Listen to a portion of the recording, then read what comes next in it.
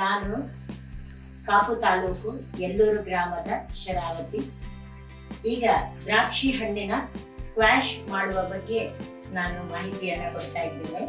ಮೊದಲಿಗೆ ಸೀಡ್ ಇರುವಂತಹ ಗ್ರೇಪ್ಸ್ ದ್ರಾಕ್ಷಿ ಹಣ್ಣನ್ನ ತೆಗೆದುಕೊಳ್ಬೇಕು.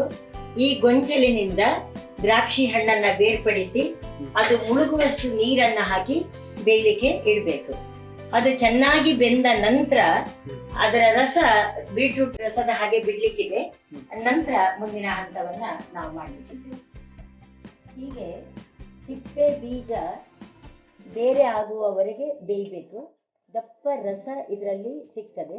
ಇದನ್ನ ಸೋಸಬೇಕು, ಮತ್ತೆ ಅಳತೆ ಮಾಡಿಟ್ಕೊಳ್ಬೇಕು. ಸಿಪ್ಪೆ ಬೀಜ ಸಪರೇಟ್ ಆಗ್ತದೆ, ಅದನ್ನ ಚೆನ್ನಾಗಿ ಸೋಸಿಟ್ಕೊಂಡು ಅದನ್ನ ಅಳತೆ ಮಾಡಬೇಕು.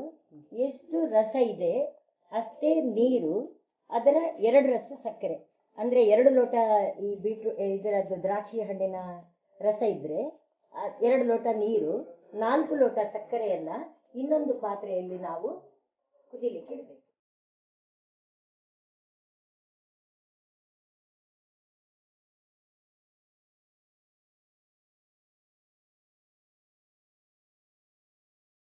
ಇದನ್ನ ತೆಳ್ಳಗಿನ ಬಟ್ಟೆಯಲ್ಲಿ ಸಹ ಸೋಸಬಹುದು.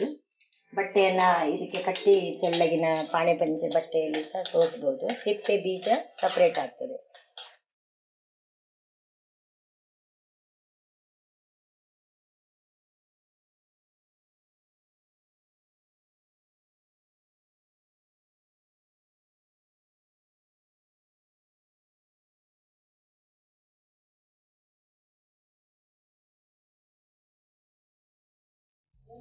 ದ್ರಾಕ್ಷಿ ಹಣ್ಣು ಬೇಯಿಸಿದಾಗ ಸಿಪ್ಪೆ ಬೀಜ ಎಲ್ಲವನ್ನ ಕರಗುವವರೆಗೆ ನಾವು ಬೇಯಿಸಿದ್ದೇವೆ. ಆಮೇಲೆ ಈ ತರ ಸೋಸಿ ಇಟ್ಕೊಂಡಿದ್ದೇವೆ. ಇದನ್ನ ಅಳತೆ ಮಾಡಬೇಕು. ಇದು 2 ಕಪ್ ಇದ್ರೆ ಈ ರಸ ಎಷ್ಟಿದೆ ಅಷ್ಟೇ ನೀರು, ಮತ್ತೆ ಡಬಲ್ ಸಕ್ಕರೆ. ಅಂದ್ರೆ 1 ಲೋಟ ರಸ ಇದ್ರೆ ದ್ರಾಕ್ಷಿ ಹಣ್ಣಿದ್ದು 2 ಲೋಟ ಸಕ್ಕರೆ ಹಾಕಿ ಕುದಿಸ್ಬೇಕು. ಅದು ಏನಂದ್ರೆ ಪಾಕ ಮಾಡ್ಲಿಕ್ಕಿಲ್ಲ, ಖಾಲಿ ಒಂದು ಕುದಿ ಬಂದ್ರೆ ಸಾಕು. ಕುದಿ ಬಂದ ನಂತರ ಗ್ಯಾಸ್ ಅನ್ನ ಆಫ್ ಮಾಡಿದ್ದೇನೆ.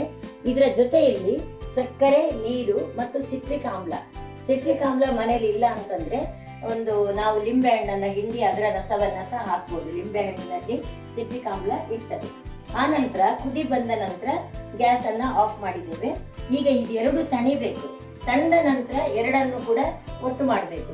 1ನೇ ಮಿಶ್ರಣ ದ್ರಾಕ್ಷಿ ಹಣ್ಣಿನ ರಸ ಇದೆ, 2ನೇ ಮಿಶ್ರಣ ಸಕ್ಕರೆ ಮತ್ತು ನೀರು, ಸಿಟ್ರಿಕ್ ಆಮ್ಲದ ಮಿಶ್ರಣ ಇದೆ. ಇದು ತಣದ ನಂತರ 2 ಒಟ್ಟು ಮಾಡಬೇಕು.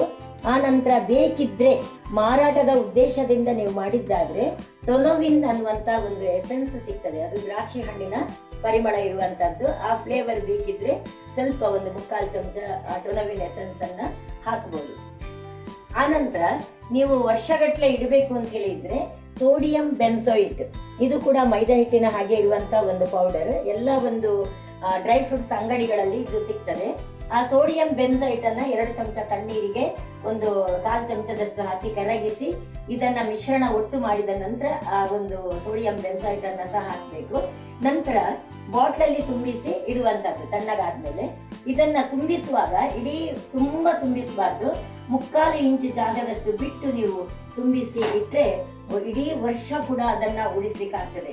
ಅಂಗಡಿಗಳಲ್ಲಿ ನಾವು ನೋಡ್ತೇವೆ ಎಲ್ಲಾ ರೀತಿಯ ಸ್ಕ್ವಾಶ್ಗಳು ಮಾರಾಟಕ್ಕೆ ಇರ್ತದೆ. ಆದ್ರೆ ಅಲ್ಲಿ ನಾವು ಅದು ಎಷ್ಟು ದಿನ ಆಗಿದೆ ಮಾಡಿ ಅಂತ ನಮ್ಗೆ ಗೊತ್ತಿರುವುದಿಲ್ಲ. ಇದು ನಾವಾಗಿ ತಾಜಾ ಅಂದ್ರೆ ಫ್ರೆಶ್ ಆಗಿ ತಯಾರಿಸಿಟ್ಟಂತ ಜ್ಯೂಸ್ ಆದ್ರಿಂದ ನಾವು ಮಕ್ಕಳಿಗೆ ಕೊಡಬಹುದು. ಮತ್ತೆ ಬೇಡದಿದ್ರೆ ನೀವು ಟೊನವಿನ್ ಹಾಕುವ ಅಗತ್ಯ ಇಲ್ಲ. ಡೈರೆಕ್ಟ್ ಅದನ್ನ ಮಾಡಿ ಫ್ರಿಜ್ ಅಲ್ಲಿ ಇಟ್ಟು 1 ತಿಂಗಳವರೆಗೂ ಸಹ ಉಪಯೋಗ ಮಾಡಬಹುದು. ನಂತರ ಇದನ್ನ ಯಾರಾದ್ರೂ ಬಂದ್ರೆ ಡೈರೆಕ್ಟ್ ಕುಡಿಲಿಕ್ಕಿಲ್ಲ. 1/4 ಲೋಟದಷ್ಟು ಜ್ಯೂಸ್ ಅನ್ನ ತಗೊಂಡ್ರೆ 3/4 ಲೋಟದಷ್ಟು ತಣ್ಣೀರನ್ನ ಅಥವಾ ಐಸ್ ವಾಟರ್ ಅನ್ನ ಹಾಕಿ ಕುಡಿಲಿಕ್ಕೆ ಕೊಡುವಂತದ್ದು. ಅದನ್ನ ಆ ರೀತಿಯಲ್ಲಿ ಮಾಡಿ ನೋಡಿ. ಖಂಡಿತ ಈ ದ್ರಾಕ್ಷಿ ಹಣ್ಣಿನ ಸ್ಕ್ವಾಶ್ ಬಹಳ ಒಳ್ಳೆದಾಗ್ತದೆ. ನೀವು ಅದನ್ನ ಟೇಸ್ಟ್ ಮಾಡಿ ನೋಡಿ ನಮ್ಗೆ ತಿಳಿಸ್ಬೇಕಂತ ಹೇಳ್ತಾ ನನ್ನ ದ್ರಾಕ್ಷಿ ಹಣ್ಣಿನ ಸ್ಕ್ವಾಶ್ ಇದನ್ನ ಮುಕ್ತಾಯಗೊಳಿಸ್ತಾ ಇದ್ದೇನೆ. Thank you.